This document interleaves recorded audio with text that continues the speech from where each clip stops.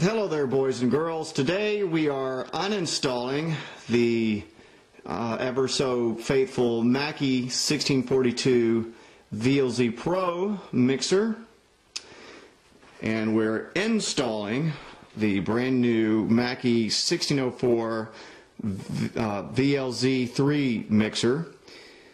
And before you go through such an installation like this, you want to test it, especially being since it's a MACKIE.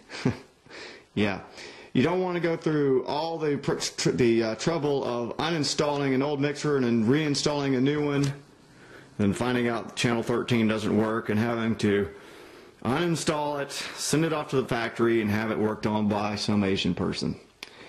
So with that in mind, we will first have a dedicated sound source, namely this drum machine.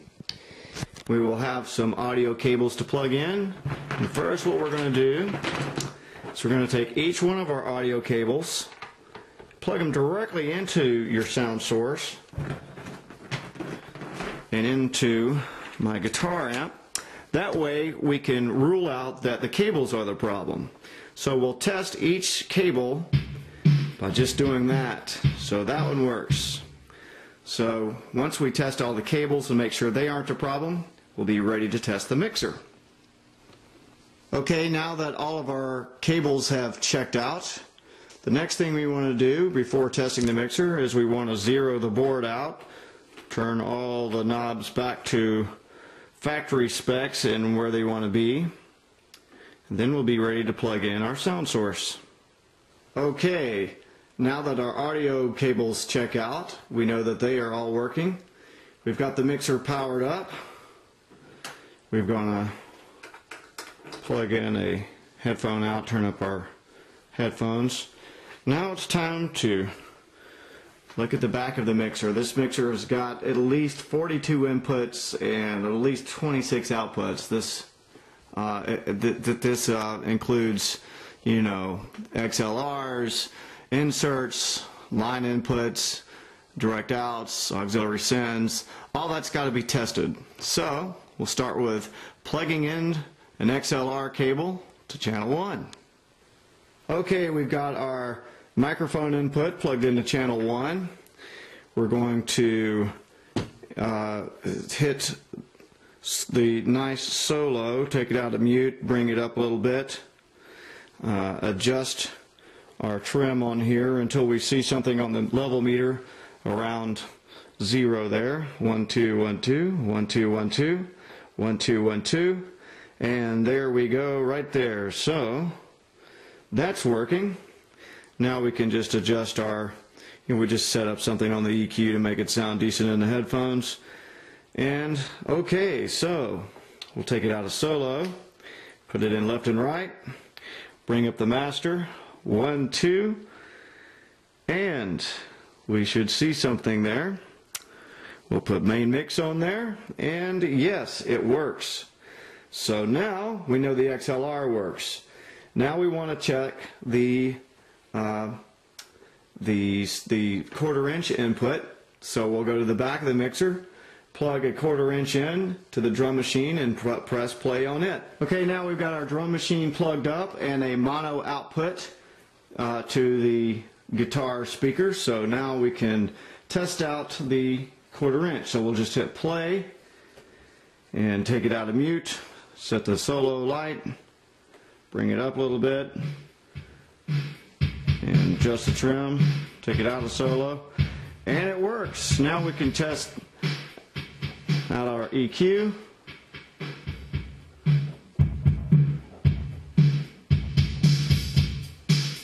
And it all seems to work. So we're going to set our EQ, and then we'll do the same across the total board, and we'll also put the drum machine into the effects sends so we can check those out. We have to do this on channels 1 through 16, so that's a long, arduous process, but it's worth it in the end. So we'll do that. Okay, now all of those 1 through 16 check out. We're going to test out the stereo input on the tape input. So I'll just plug something up to my iPhone here and play something through it. I found something, this guy named Young Benny on the internet. So I'll play something through there. Let's put the tape in. Hit tape into main mix, tape source to main mix, and let's see if we got something here. And it seems to be working.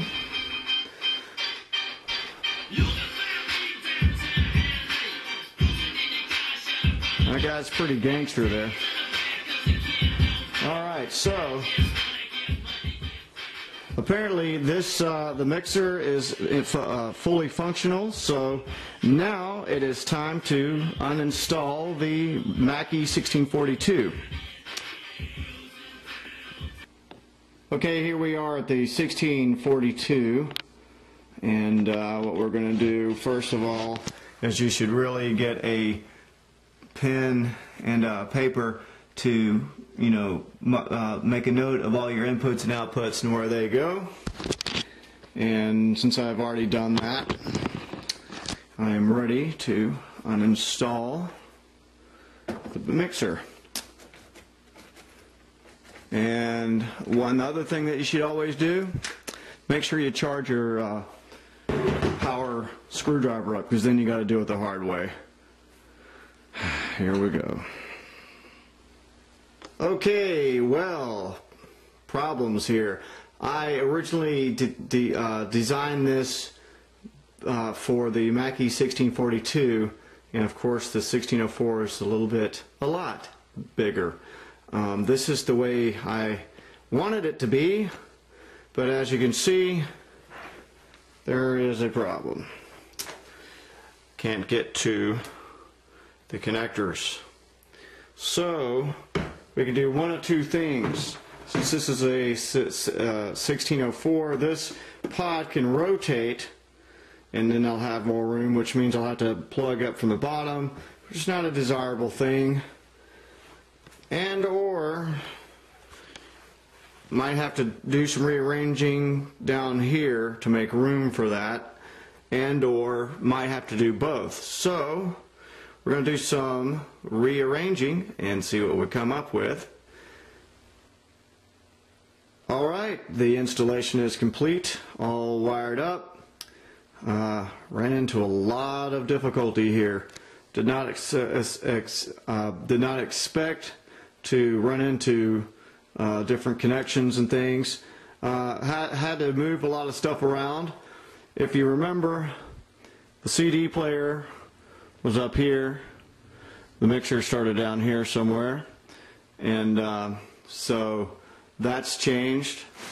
Had to turn the pod around on the 1604. Down here, since the line mixer, the PV 16 channel that was right there, it moved upstairs.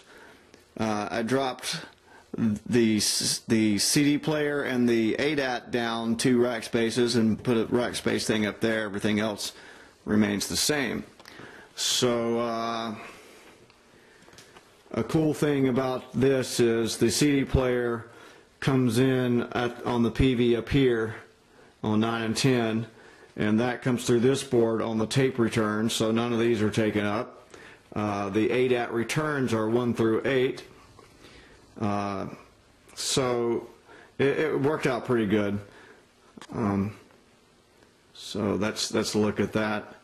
I've been testing it out. Everything seems to work. And if we go ahead and look behind here, there are a lot of different connections on this thing. This has all been rewired and all wire tied back up, so all of it's going to, you know, look a lot nicer once I've finalized the wiring.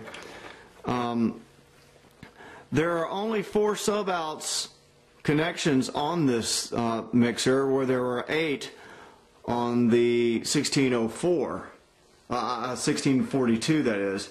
So that did not work out for the ADAT. So I'm probably going to put 5 and 6 sends for 7 through 8 or 6 through 8 there. Other than that, there was an XLR difference as well. The main outs have an XLR, while these on this mixer have tip ring sleeve. So that's kind of what you run into when you change things around. So there is the 1642 on the right and the brand new 1604 on the left. So that completes this installation. So I hope you enjoyed this long, boring video. The exciting part is going to be when I get to go out and use this thing, and it's going to be cool. So thanks for watching. Feel free to comment, and we'll see you next time.